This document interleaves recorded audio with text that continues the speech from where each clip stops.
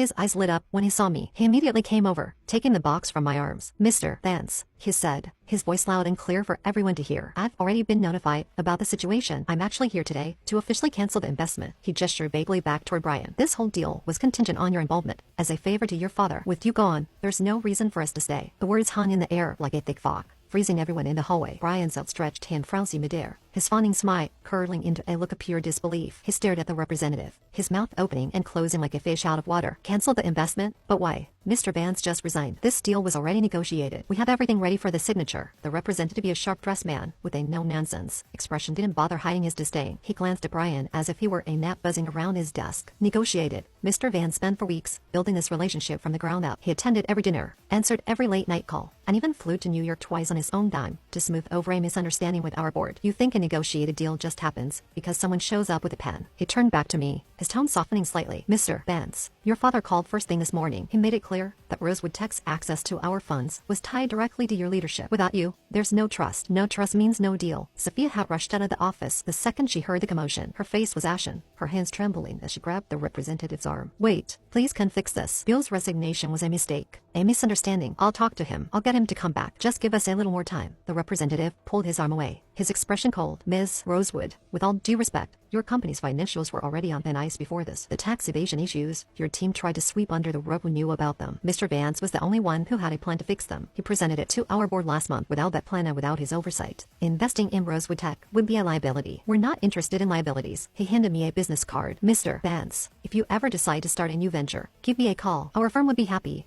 to discuss funding." With that, he turned and walked away, leaving Sophia and Brian staring after him stunned. The hallway erupted into whispers. Employees who had been hiding behind office doors peeked out, their eyes wide with curiosity and fear. Rosewood Tech's IPO was just 2 weeks away. Without the New York investment, there was no way to cover the gap in their finances. Everyone knew it. Sophia's gaze locked onto me, her eyes blazing with fury. "You did this," she spat. "You told your father to pull the deal. You sabotaged me." I laughed a dry, hollow sound. "Sabotage you? I built this company for you. I bankrupted my own business to keep yours afloat. I lied to my family about where I was spending my time, about why I was always broke, about why I never came home for holidays. I knew you were too busy sleeping with Brian to notice." I held up the business card the representative had given me. "This isn't sabotage. This is consequences. You wanted to be the boss, then act like one. Deal with the mess you made." I turned to leave, but Brian stepped in front of me, his face red with anger. "You think you can just walk away? You owe us. Sophia's pregnant, need this company to survive." "Oh, you?" I stared at him, incredulous. "I owe you for lying to me, for letting me believe Sophia's baby was mine, for using my hard work to build a life together that you knew you'd steal from me." I pushed past him, my box of belongings in hand. "You want survival? Figure it out. That's what bosses do." As I walked toward the elevator, I heard Sophia scream my name. I didn't look back. The drive to my family's estate was quiet. I rolled down the window, letting the cool air hit my face. For 7 years, I defined myself by Sophia's dreams. I worked 18-hour days, skipped family dinners, and even ignored my own health for a woman who had never loved me. Now that it was over, I felt light empty. But late. My father was waiting for me when I arrived. He was sitting on the porch, a glass of whiskey in his hand. He stood up as I pulled into the driveway, his face soft with concern. "How are you holding up?" I shrugged. "Better than I thought." Angry. Mustn't at myself for being so stupid. He clapped me on the back. "Stupidity is just love with its eyes closed. You loved her. There's no shame in that." We sat our day in silence for a while, watching the sunset over the fields. Finally, my father spoke. "The New York firm called again. They want to meet with you next week. They're interested in funding a new project, something of your own." I looked at him, surprised. "I don't have a project." "You will," he said. "You've spent 7 years fixing someone else's mistakes. It's time to fix your own or start something new. Whatever you want, for the first time in a long time." I smiled. "Maybe I will." Over the next week, I threw myself into planning. I met with a New York firm, talked through ideas for a tech startup focused on sustainable energy, something I've been interested in since college. Before Sophia's company took over my life, I loved the idea, and we signed a preliminary funding agreement within 3 days. I also started therapy. My therapist helped me work through the anger and betrayal, helped me realize that Sophia's choices weren't a reflection of my worth. It was hard, but for the first time in years, I felt like I was moving forward. Then, on the 10th day after my resignation, my phone rang. It was an unknown number. I hesitated, then answered. "Bill." It was Sophia. Her voice was shaky, almost desperate. "Please, I need your help. Rosewood Tech is collapsing. The board is threatening to sue me